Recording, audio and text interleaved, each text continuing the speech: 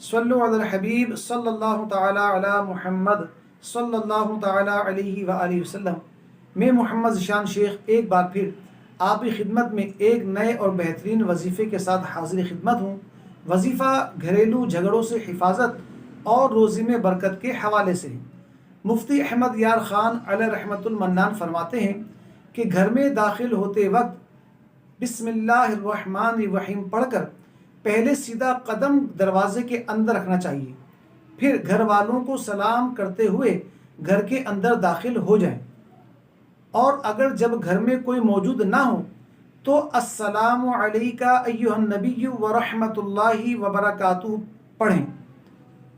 بعض بزرگوں کو دیکھا گیا ہے کہ دن کے ابتدائی حصے میں گھر میں داخل ہوتے وقت بسم اللہ الرحمن الرحیم اور قل ھو اللہ احد شریف